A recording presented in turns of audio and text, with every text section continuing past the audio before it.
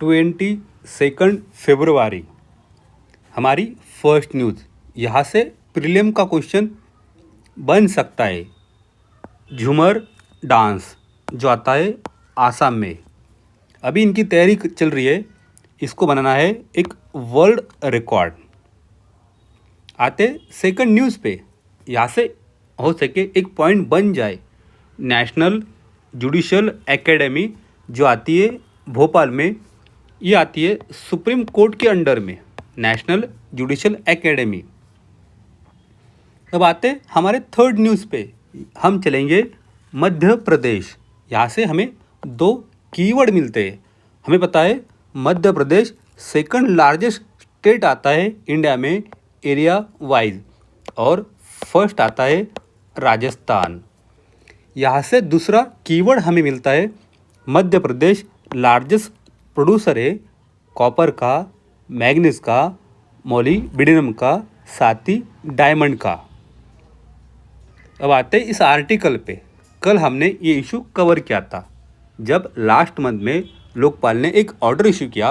उन्होंने कहा जो हाई कोर्ट के जज से वो ना अब हमारे जुडिकेशन में आएंगे, लेकिन कल सुप्रीम कोर्ट ने इस पे स्टे लगा दिया। कल जो पॉइंट कवर किए थे, आज थोड़ा आगे जाके जो न्यूज़ आर्टिकल में आया है वही पढ़ेंगे। इंडिपेंडेंस ऑफ जुडिशरी, ये शुरू हुई थी, एक केस आई थी 1991 में सुप्रीम कोर्ट के सामने, जिसका नाम था के वीरास्वामी। तब सुप्रीम कोर्ट ने कहा था आपको ना अगर किसी भी जज के खिलाफ एक्शन लेनी हो, केस रजिस्टर करना हो, तब ना आप पहले पूछ लीजिए चीफ जस्टिस ऑफ इंडिया से। इवन जो जजेस है वो पब्लिक सर्वेंट आते हैं under prevention of corruption act 1988 के अंडर में। तो ये जो प्रिंसिपल है, इसी पे ना लोकपाल को जो केसेस से रिफ़र करनी चाहिए थी चीफ जस्टिस ऑफ इंडिया के लिए, सुप्रीम कोर्ट के जज भी, हाई कोर्ट के जज भी।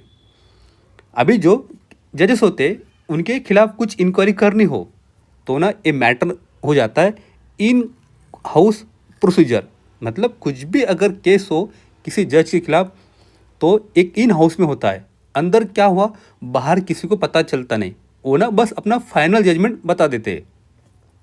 लेकिन उसकी शुरुआत कर सकते हैं chief justice of high court. अगर किसी हाई कोर्ट के जज का मैटर है तो वहाँ पे, अगर सुप्रीम कोर्ट के जज का इशू है तो चीफ जस्टिस ऑफ इंडिया करेंगे, या फिर प्रेसिडेंट को एक रिसीव मिल जाती कंप्लेंट तो प्रेसिडेंट शुरुआत कर सकते हैं। अगर चार्जेस सही निकले तो ना जज को बोलते हैं आप ना रिज़ाइन कर दीजिए, या आप ना ये जुडिशियल काम मत कीजिए, या पार्लियामेंट से रिक्वेस्ट की जाती है आप ना इन पे इम्पीचमेंट कर दीजिए, या फिर उनका ट्रांसफ़र हो जाता है अदर हाई कोर्ट में। यहाँ से इनका पूछना है जजेस के लिए अकाउंटेबिलिटी भी इम्पोर्टेंट है, साथ ही उनका इंडिपेंडेंस भी इम्पोर्टेंट है। Equality equally important for judiciary. यहाँ से हो सके प्री का क्वेश्चन बन जाए, साथ ही GS2 में लोकपाल वर्सेस जुडिशरी का क्वेश्चन बन सकता है। अब आते हैं इस आर्टिकल पे। आर्टिकल में कुछ अच्छे अच्छे पॉइंट दिए जो हो सके मेंस में क्वेश्चन हम इनडायरेक्टली लिख सकेंगे। जो हमारे कोर्ट सिस्टम है उसमें ना केसेस काफ़ी पेंडिंग पड़े, तो यहाँ पे कुछ डाटा है, साथ ही क्या इसके पीछे कारण है ये यहाँ पे बताए गए, क्या सॉल्यूशन हो सकता है, उसके 2-3 पॉइंट यहाँ पे कवर किए गए। एंड जो मेडिएशन होता है, मतलब अभी जो राइटर है श्रीराम पाचू, ये ना फाउंडर प्रेसिडेंट है एक मेडिएटर इंडिया के, तो आर्टिकल ना इसी बात पे ज़्यादा फोकस करता है। हमारा जो लीगल सिस्टम में बैकलॉग चल रहा है, अभी सुप्रीम कोर्ट ऑफ इंडिया में 82,000 केसेस पेंडिंग है, डिफरेंट हाई कोर्ट में 62 लाख, साथ ही जो लोअर जुडिशरी आती है उसमें कम से कम 5 करोड़ केसेस पेंडिंग है, और 50 लाख केसेस ऐसे पेंडिंग है जिनको ना मोर देन 10 ईयर्स से वो केस चल रही है। इनका कहना है इंडिया में ना जो जजेस टू पॉपुलेशन रेशियो ये काफ़ी कम है, 21 जज है एवरी मिलियन सिटीजन के लिए। हमारे पास जो भी केस आती है कोर्ट में उस पर ना मल्टीपल हियरिंग चलती है, साथ ही हमारे पास शॉर्टेज है इंफ्रास्ट्रक्चर का, कैपेसिटी का, जिसमें फाइनेंस हो या ह्यूमन रिसोर्स हो। ये कहते हैं हम यूज़ कर सकते हैं डाटा गवर्नेंस, हम क्लासिफिकेशन करेंगे केसेस को। इस वजह से जो केसेस की रिपीट हो जाती ना एंगेजमेंट, वो ना हम रोक देंगे। तब ना हम करेंगे क्विकर डिस्पोजेबल केस का। हम अपॉइंट कर सकते रिटायर जज को, आप आए एडहोक कैपेसिटी पे कोर्ट में काम कीजिए। सेकंड यहाँ पे पॉइंट आता है, जो गवर्नमेंट है ना, मोस्टली केसेस जुडिशरी में, सुप्रीम कोर्ट, हाई कोर्ट में गवर्नमेंट के खिलाफ आते हैं या उनके आते हैं। तो ना इनका कहना है आप ना कुछ सेटलमेंट ऑप्शन रखिए, जुडिशरी में जाने से बेटर आप ना बाहर ही सॉल्व कर दीजिए। जो प्रोसेस होती है मेडिसिन की, ये ना लॉयर लीड होती है और इसको ना जज गाइड करते हैं। अगर आपका कुछ डिस्प्यूट है ना, आप यहाँ जाइए, क्योंकि यहाँ पे होते ट्रेन न्यूट्रल पर्सन, और आपका जो मैटर है यहाँ पे कॉन्फिडेंस रहता है, किसी को बाहर नहीं बचाता। और ना यहाँ का जो डिसीजन होता है ना, ये किसी पे इम्पोज नहीं किया जाता, आपके सहमति से यहाँ पे डिसीजन ले जाते हैं। यहाँ पे ना आपकी फीस भी कम लगती है, इसके लिए ज़्यादा लॉजिस्टिकल या एडमिनिस्ट्रेटिव इंफ्रास्ट्रक्चर की ज़रूरत नहीं है। हमारे पास सेव हो सकता है मल्टीपल हेयरिंग स्प्रेड, साथ ही हमारा टाइम भी बच सकता है, ये राइटर का कहना है। अब आते हैं इस सेकंड आर्टिकल पे, इंडिया यूएस। लास्ट टाइम हमारे प्राइम मिनिस्टर जी 15 फरवरी को यूएस की विजिट पे गए थे। तब ना हमने ये दो न्यूज़ में से ऑलमोस्ट सारे पॉइंट कवर कर दिए जो आज के आर्टिकल में आए हैं। आप ना 15 फरवरी की अपने नोट्स को रिवाइज कर लीजिए। यहाँ से हमें सिर्फ 2 न्यू कीवर्ड मिलते हैं जो हो सके प्रीलिम में क्वेश्चन बने, या इनडायरेक्टली इंडिया यूएस के कुछ लिखना हो, हम ये 2 पॉइंट वहाँ पे लिख देंगे। फर्स्ट आता है इंडस इनोवेशन इनिशिएटिव। यहाँ पे हमारा एम है, हम एक्सलेट करेंगे research and development in cutting edge sector में। सेकंड कीवर्ड हमें यहाँ से मिलता है US India major defence partnership. ये हमारा 10 ईयर का फ्रेमवर्क है, जहाँ हम डिफेंस में एक दूसरे को सपोर्ट करेंगे। अब आते हैं इस न्यूज़ पे। यहाँ से ना सिक्योरिटी का एक प्रीलिम में क्वेश्चन बन सकता है, एयर डिफेंस। हमने इंडिजिनियसली बनाया है स्वदेशी quick reaction surface to air missile. इसकी रेंज है 30 किलोमीटर, जिसको बनाया है DRDO ने। अब आते हैं इस न्यूज़ पे। सुप्रीम कोर्ट में कुछ केस चल रहा है, तब हमारे जस्टिस है सुप्रीम कोर्ट के जज BV नागरत्ना, इन्होंने एक अच्छी बात की। उन्होंने कहा जो पार्ट होता है सिलेबस में, आप ना उसमें ऐड कीजिए सेक्सुअल इक्वालिटी को।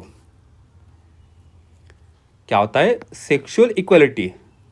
इनका कहना था आप ना इसको ना स्कूल के सिलेबस में ऐड करिए। यहाँ से ना प्री का क्वेश्चन नहीं बनेगा, लेकिन मेंस में, इथिक्स में, ऐसे में हम ये पॉइंट लिख सकते हैं। Sexual equality and moral and ethical training, किस तरह से एक मैन बिहेव करे वुमन को with respectfully. Equality between daughter and sons, आप ना शुरुआत कीजिए अपने घर से। लेकिन हम देखते हैं डिस्क्रिमिनेशन यहीं पे शुरू हो जाता है। पेरेंट अपने बच्चों पे डिस्क्रिमिनेशन कर देते, वो ना लड़कियों को रोक देते कि आप ये मत कीजिए, लेकिन लड़कियों के लिए ऐसा कुछ नहीं, रिस्ट्रिक्शन पेरेंट लगाते। BV नागरत्ना का यही कहना है। क्राइम अगेंस्ट वुमन इंडिया में काफ़ी बढ़ रहे हैं, जिसमें रेप केसेस हम डेली देखते हैं। इसका रूट कॉज क्या है? इनका कहना है lack of education at a basic level, जहां हम अबाउट सिखाएंगे इक्वलिटी अमॉन्ग सेक्सेस के बीच में। वुमन इंडिया में आज रह रही है ट्रमेंडस स्ट्रेन, साथ ही इनसिक्योरिटी के साथ में राइस इन मिस गैनेस्टिक, साथ ही बारबरिक एटीट्यूड है टुवर्ड्स वुमन के प्रति हमारा। तो जो एजुकेशन हम देंगे must start at smallest level to change attitude towards woman. हम अवेयरनेस बनाएंगे वुमन के प्रति, सोसाइटी के प्रति, कि वुमन एक इंडिपेंडेंट है, उसकी खुद की एक पर्सनैलिटी है, साथ ही उसको चाहिए respect and equal treatment in society में। ये जो वैल्यू है हम हमारे सोसाइटी के अंडर में बिल्ड कर देंगे, और बिल्ड करना चाहिए। हम ना जो रेप केसेस होते हैं उसके प्रति 0 टॉलरेंस रखेंगे। यूज करेंगे एडवर्टाइजमेंट एंड विजुअल मीडिया। और ना ये जो लॉ होते हैं हम सबको बताएंगे, क्योंकि लॉ तो इंडिया में बहुत बने लेकिन लोगों को उसके प्रति पता ही नहीं है। हमने ये जो गैप है इसको भर देंगे, जहाँ पे लॉ एंड उसकी जो अंडरस्टैंडिंग है, साथ ही डिसमिशन करेंगे लॉ पब्लिक के बीच में। अब आते हैं इस न्यूज़ पे, रेकलेस फाइनेंशियलाइजेशन। ये क्या होता है? आपके पास अगर 50 रुपये है या फिर 100 रुपये है और आप मार्केट में गए तो आपको पता है आपको ना 100 रुपये की सामान खरीदना होगा, लेकिन आप क्या करते हो, ज़्यादा सामान खरीद लेते हो। तो हो सके ये 40 रुपये या 50 रुपये एक्स्ट्रा के कहाँ से देंगे? इसको कहते हैं फाइनेंशियलाइजेशन, रेकलेस। मतलब ओवर, आपके पास कैपेसिटी कम है लेकिन आपने ज़्यादा परचेस कर लिया। फाइनेंशियल मार्केट में यही चलता है। वो क्या करते हैं, जितनी कंपनी होती है, कॉर्पोरेट सेक्टर होता है, मार्केट में से ना ज़्यादा से ज़्यादा पैसा उठा लेते हैं, लेकिन उतनी उनकी कैपेसिटी होती नहीं है कि वो सबको ना उसका रिटर्न दे और इन्वेस्टमेंट इंटरेस्ट के साथ दे। तो आरबीआई का यही कहना है, आप ना इससे दूर रहिए। फाइनेंशियल एंटिटीज जितनी भी है आप इंश्योर कीजिए, अपने कस्टमर को बताए क्या इसमें क्या रिस्क है हमारे प्रोडक्ट में आप जो इन्वेस्ट कर रहे हो। क्योंकि अगर आपने ये ज़्यादा कर दिया, मार्केट की कैपेसिटी 100 रुपीज़ है, 1000 रुपये, और मार्केट में उससे ज़्यादा पैसा आ रहा है, मतलब आपका जितना प्रोडक्शन हो रहा है उससे ज़्यादा आपके पास पैसे है, तो ज़्यादा पैसे का करोगे क्या? लोग अगर कहेंगे हमें हमारा इंटरेस्ट अभी चाहिए, पैसे अभी चाहिए, तो कैसे होगा? तो इंक्रीज हो सकती है वनरेबिलिटीज ऑफ इंडिविजुअल इन्वेस्टर के लिए, साथ ही ब्रॉडर फाइनेंशियल सिस्टम, जैसे 2008 में हुआ था ग्लोबल फाइनेंशियल क्राइसिस में, रेकलेस फाइनेंशियलाइजेशन। अब आते हैं हमारी लास्ट न्यूज़ पे। इसको हमने लास्ट वीक कवर किया था। जब भी मार्केट में लिक्विडिटी मिसमैच हो जाती है या फिर लिक्विडिटी स्ट्रेस आता है, मतलब अगर रुपये की वैल्यू कम हो रही है, मार्केट में रुपये कम है या डॉलर कम है या ज़्यादा है, तो आरबीआई स्टेरिलाइजेशन के माध्यम से थ्रू मार्केट की जो लिक्विडिटी ट्रेंड है उसको मेंटेन कर देता है, लिक्विडिटी को स्टेबल करता है। इसके लिए वो ना डॉलर या रुपये को स्वैप डील के द्वारा उसमें मार्केट में इन्फ्यूज़ करता है। हमें मीट करना है ड्यूरेबल लिक्विडिटी सिस्टम में, तो आरबीआई क्या करेगा, इन्फ्यूज़ करेगा रुपये liquidity for greater duration. Market में रुपये को ज़्यादा दे देगा और बाय कर लेगा US dollar as a swap action. तो जो शॉर्ट टर्म हम काम कर रहे हैं अभी, ये हमारे रुपये को इम्पैक्ट कर सकता है, ये हेल्प कर सकता है, स्टेबलाइज कर सकता है करेंसी को, ये सपोर्ट देगा इमीडिएट लिक्विडिटी सपोर्ट।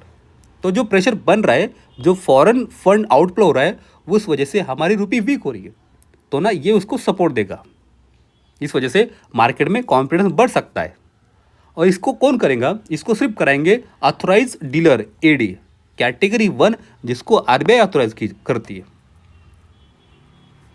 अभी जो बैंकिंग सिस्टम है हमारी, उसमें ना लिक्विडिटी डिफिसिट काफ़ी बड़ा चल रहा है, ₹1.7 ट्रिलियन। इसको कहते हैं लिक्विडिटी स्ट्रेस। ये जो शॉर्ट टर्म पॉजिटिव इम्पैक्ट कर सकता है रुपये पे, मिटिगेट कर सकता है pressure on currency during period of foreign fund outflow. हमने 2 दिन पहले देखा था FII आउटफ्लो हो रहा है, उसका निगेटिव इम्पैक्ट हमारे रुपये पे पड़ता है, और हम प्रिवेंट करेंगे excessive volatility in exchange rate में, रुपये डॉलर एक्सचेंज रेट। आज के लिए इतना ही है। इसकी PDF आपको टेलीग्राम चैनल पे मिल जाएंगी, जिसकी लिंक डिस्क्रिप्शन बॉक्स में दी है। Thank you.